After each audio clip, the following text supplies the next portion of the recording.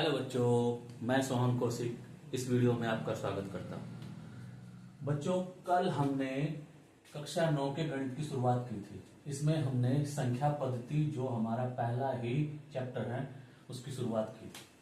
तो इसी कड़ी में आज हम अपनी जो प्रश्नावली है 1.3 इसके बारे में जो शांत दशमलव प्रसार है, शांत दशमलव प्रसार को पढ़ेंगे। शांत दशमलव प्रसार क्या होता है? यदि किसी संख्या को भाग देने पर शेषफल शून्य आता है, दशमलव प्रसार शांत कहलाता है। अर्थात बच्चों, हम किसी संख्या को यदि किसी संख्या को भाग देते हैं और हमारा शेषफल 0 आ जाता है तो दशमलव प्रसार कैसा होगा? शांत होगा। और अशांत दशमलव प्रसार किसे कहते हैं? यदि किसी संख्या को भाग देने पर शेषफल शून्य नहीं आता, यानी कि जो हमारा शेषफल है वो वही संख्या आ जाए जिसको हम भाग कर रहे थे, तो हमारा क्या हो जाएगा? दशमलव प्रसार अशांत हो जाएगा। अशांत दशमलव प्रसार कहलाता है। तो चलो बच्चों, करते हैं हम आज, निकालते हैं प्रश्न नंबर जो 1 है उसका फर्स्ट है, 36/100 है। हमें यह बताना है कि इसका दशमलव प्रसार शांत है या अशांत। चलो बच्चों,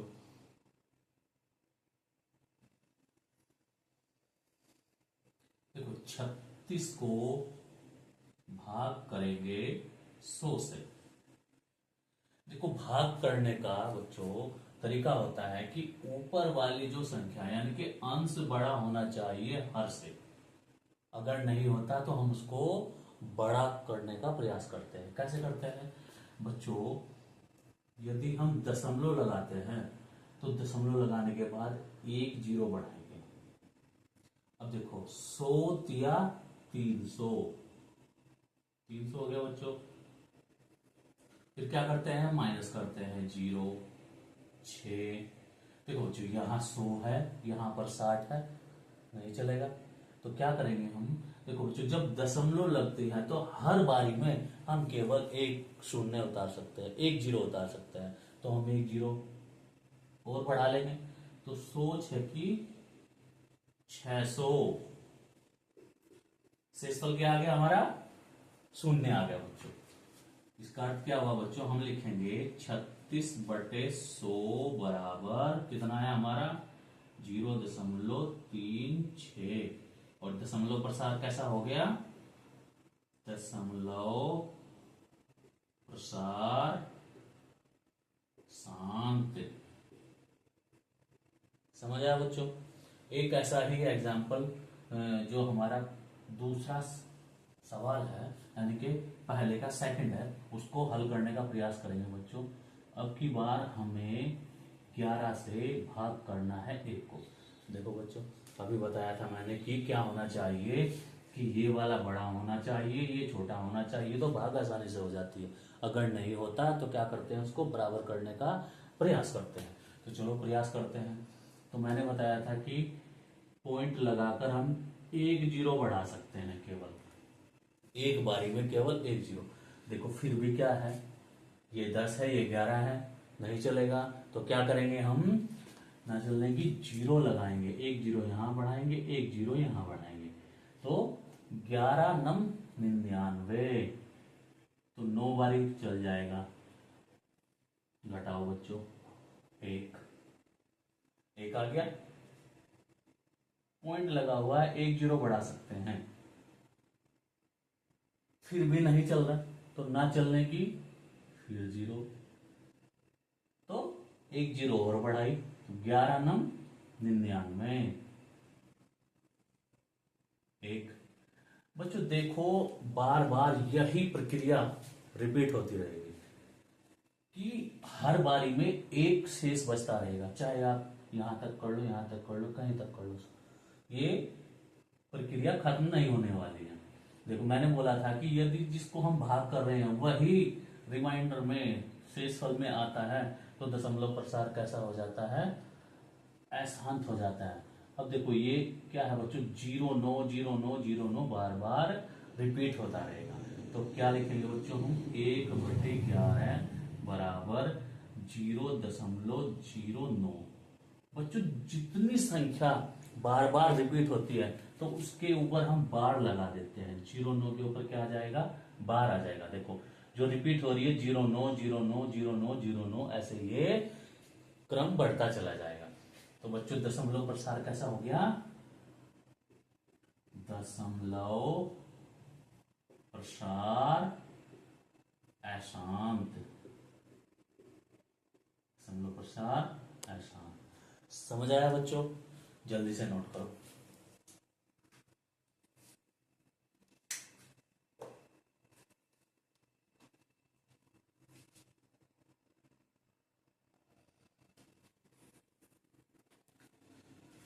ठीक है बच्चों, अब हमारा जो नेक्स्ट प्रश्न है, दूसरा सवाल है। इसने दिया है बच्चों कि 1/7 बराबर 0.142857 दिया है।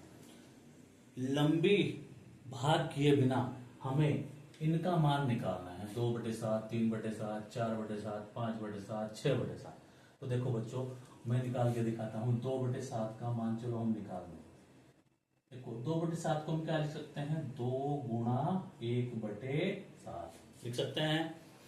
तो देखो बच्चों 2 गुणा 1/7 का मान हमें दिया हुआ है 0.1428557 दिया हुआ है। इसके ऊपर क्या है, ये बार लगा हुआ है। तो बच्चों हम 2 की गुणा कर लेंगे। 2 सत्ते 14, 2 पंजे 10 11, 2 अट्ठे 16 17, 2 दूनी 4 5, 2 चौक 8, 2 एकम 2, 2 चौक 2 सत्ते 14, 2 पंजे 10 11, 2 अट्ठे 16 17, 2 दूनी 4 5, 2 चौक 8, 2 एकम 2, 1 2 3 4 5 6, 1 2 3 4 5 6, 6 के बाद क्या है, दशमलव 6 अंक के बाद, और ये आ गया 12। तो ये मान आ गया बच्चों हमारे पास किसका, 2/7 का। ये हमारा लंबी भाग किए बिना आंसर आ गया है। अब देखो एक और बता देता हूं मैं, 6/7 का बताते हैं कैसे होगा। 6/7 इसको भी कैसे लिखेंगे हम, 6 गुणा 1/7। तो बच्चों 6 गुणा 1/7 का मान दिया हुआ है हमें, यही है देखो 0.1428557, और पूरे का क्या है, इसका बार है। तो वही हम गुणा करेंगे। 6 सत्ते 42, 4 6 पंजे 30 और 4 34, 3 6 6 48 और 3 51, 5 6 दूनी 12 और 5 17, 1 6 चौक 24 25, 6 कन 6 और 2 8, 2 2 4 6, 2 4 6, यहाँ पॉइंट आ गया ये, और इसका बार आ गया। एक बार और चेक कर लो गुणा को बच्चों। अगर देखो 6 सत्ते 42, 6 पंजे 30 और 4 34, 6 अट्ठे 48, 3 51, 6 दूनी 12 5 17, 6 चौक 24 25, 6 कम 6 और 2 8। ठीक है बच्चों, ये बात समझ आ गई बच्चों। ऐसे हम लंबी भाग किए बिना मान निकाल सकते हैं आसानी से। और बच्चों जो हमारा नेक्स्ट प्रश्न है, हमारा जो तीसरा प्रश्न है, उसमें दिया गया है कि ये जो संख्या दी है हमें, इसको P/Q के रूप में व्यक्त करना है। P/Q के रूप में हमें इसको लिखना है। तो कैसे लिखेंगे बच्चों, तो माना 0.6 बार बराबर x, यानी कि हमने क्या मान लिया बच्चों, x बराबर 0.6 बार हो गया। बार का मतलब क्या है बच्चों, मैंने बताया था अभी कि जिस अंक के ऊपर बार होता है वही बार बार रिपीट होता रहता है। इसको हमने समीकरण फर्स्ट मान ली।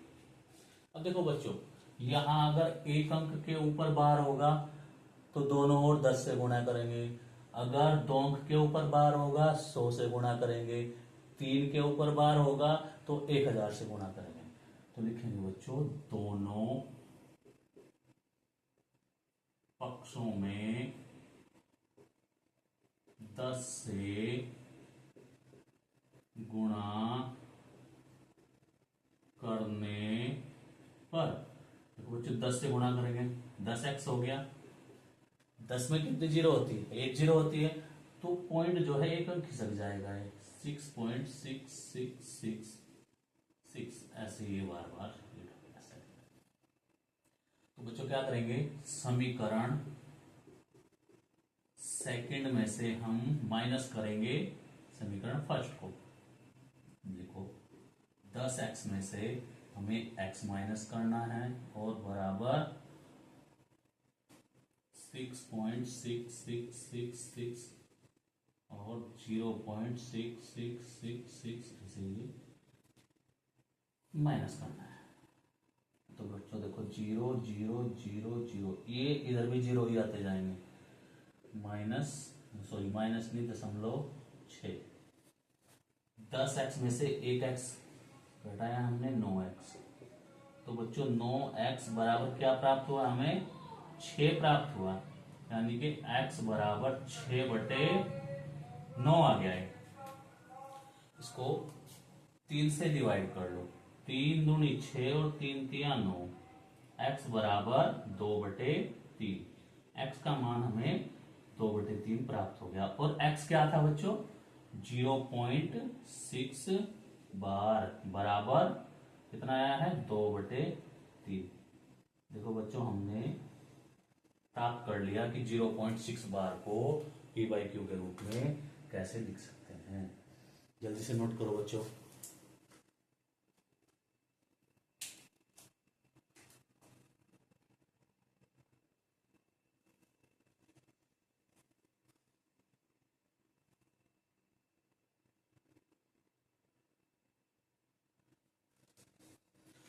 चलो बच्चों नेक्स्ट सवाल करते हैं।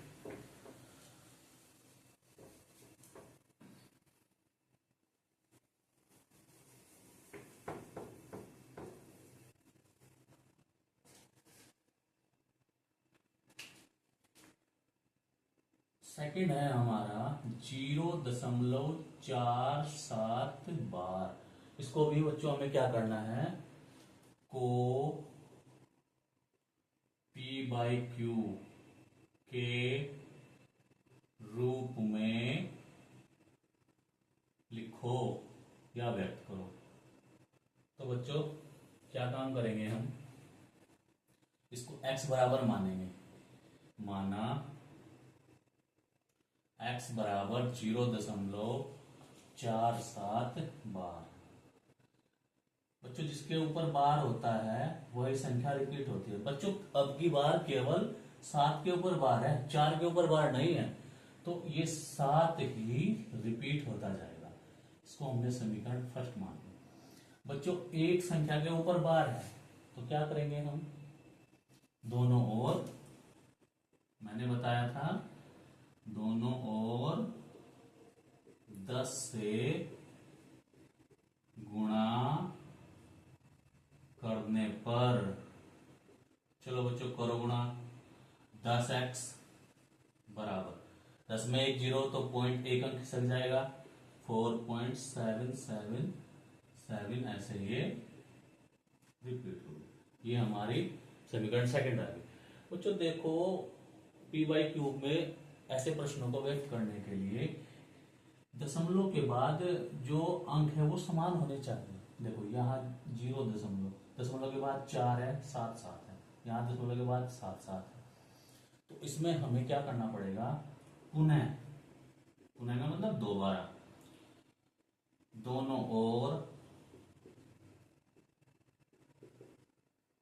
10 से गुणा करने पर, दोबारा हम 10 से गुणा करेंगे तो ये हो जाएगा 10 100x।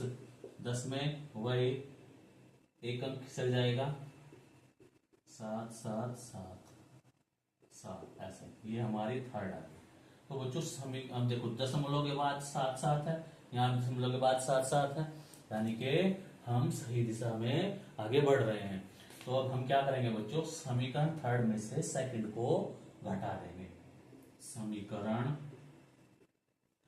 थर्ड माइनस समीकरण सेकंड। देखो बच्चों 100x में से 10x हम माइनस करेंगे बराबर 47.777 और माइनस करेंगे 4.7777।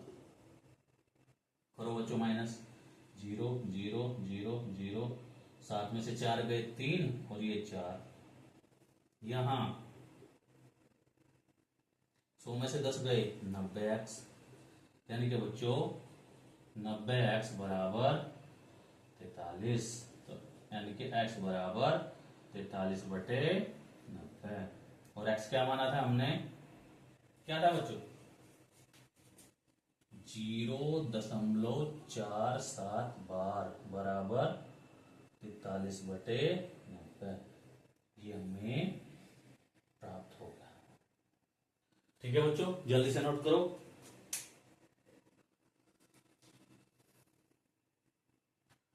बच्चों यदि वीडियो अच्छी लगी तो लाइक, शेयर और सब्सक्राइब करें। सब्सक्राइब उन्हीं बच्चों को करना है जो पहली बार जुड़े हैं।